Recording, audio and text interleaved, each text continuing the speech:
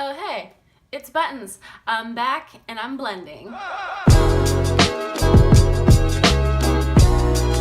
Just as a precursor, I'm going to have a Tools 101 video that is going to be uploaded before this, I believe. I'm filming them both at the same time. That Tools video is going to go up first, so if you feel like this video is sounding like absolute gibberish to you and you have no idea what I'm talking about, go and watch that one first, because you'll understand a lot more once you realize what tools I'm using to kind of create the effects of blending.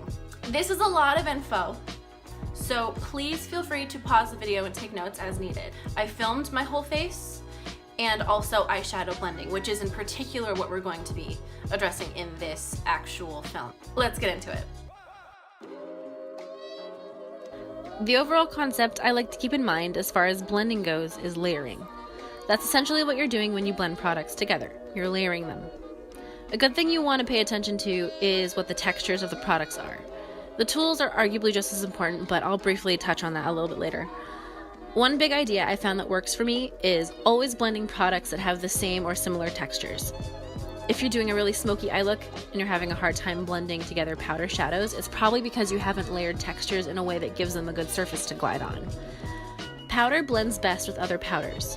Liquids and creams blend best with other liquids and creams. The exception here is when the instructions of a product specifically claim to blend well with other textures. The way I like to establish shadows is priming the eyeshadow with primer and concealer, or at least one of the two.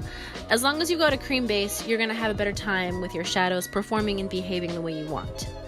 Next is laying down any kind of powder on top of that cream base to set it into place. This is the same concept as setting your liquid foundation with a powder, and it helps immensely when blending shadows because it ensures that the base isn't still tacky, which when it is tacky can grab onto your powders and patches and make layering like a bitch and a half. You don't necessarily have to do this step, but I do find that it helps most beginners get a hang on blending. My favorite tools to apply shadows are flat, dense brushes, sparse, fluffy brushes, and small, stubby smudge brushes. Say that 10 times fast. They all do different things. As I said in the beginning, see Tools 101 for a refresher. But for this demonstration, remember this little rhyme. If it's flat, you pat. If it's fluff, you buff. I got tons of those. Let's begin building our colors. My palette of choice today is the Life's a Drag palette by Lunar Beauty. Manny, I love the living shit out of you. Sickening and Hunty are going into my socket and crease as a custom transition shade. Hunty has a cool tone and Sickening has a warm tone, so when they mix together, they make a neutral. I'm laying those down with my flat brush and creating the shape of my socket first, paying attention to the symmetry on both eyes and then blending that upward and outward with my fluffy brush that has no additional shadow on it. My placement technique is as follows. Place it down, blend it out, repeat as needed. Placing the color down first makes you really pay attention to what shape you're creating. Pat on a shadow with something dense and flat, and then blend it out. Blending is extending. Keep in mind that when you soften and blend a color that has been placed, it will extend. The area on the skin it takes up will get bigger. The direction and movement of your brush will determine how far you extend the color and how soft the shape will become. A clean, fluffy brush helps to diffuse colors no matter what you're working with. When you feel like you've gone a little too ham with a color and she's like PMSing hardcore all over your eyeball and you'd like her to, for the love of God, take a Idole or 5, this is a great way to help with that. Next, I'm choosing Mug. It's a medium, deep-ish chocolate matte brown with a dense pencil brush, and I'm patting it onto the outer third of my upper lid. The color is darker than the color before it, so I'm narrowing my area of placement. I want to see a difference between all of the colors, and I don't want them to all become muddy, so I'm placing my colors in slightly different areas, and that will ensure that I can still keep that dimension. I'm going between both eyes to keep the shape as symmetrical as possible before I blend anything out. Now that the shapes are relatively even, here comes the blend. I'm pulling and sweeping the color through the socket so that it will marry nicely with the transition shade. I'll be repeating the same order of colors on the bottom lid so that the entire eye is defined and slightly enlarged, and that the whole blend is harmonious. For my transition colors, Hunty and Sickening, I'll be pressing them on using just the tip of my flat brush and gently pulling them downward for softness. Next, I'm grabbing Mug, but with a smaller, denser smudge brush and tucking that onto the lower lashes on the outer third of my lower eyelid. I'm going to use a small fluffy brush and blend the entire lower lid area together. Next is liner. I'm tucking my NYX retractable pencil into my upper lashes in tiny strokes. Next, I'm going to take another small flat smudge brush and soften the liner so that there are no chunks or spaces of visible skin between the lash hairs. To warm up the black color ever so slightly, I'm going to gently tap into Trade, which is a burgundy tone brown, with the same smudge brush, and I'm going to pass over the edges of the liner and pull it into my outer corner shadows so that it all flows smoothly. And then repeat on the other eye, and making sure that the shape is relatively even. Now, to finish up, I'm going to clean up my cheeks with a face wipe so that I can, get all the fallout off my cheeks and it won't ruin my face makeup, which I'll be applying in just a second. I like wipes because they clean up the shape of the eyeshadow too, if needed. It really lends to the complexion looking nice and polished. Plus, when you do your eyes first and then clean up later, it helps to save time because, the eyes are arguably the most complex part of the face, so after this, everything should be smooth sailing. Slap on that complexion and you're good, homie. That's pretty much it for the eyes, so enjoy this non-copyrighted EDM song and the rest of my face.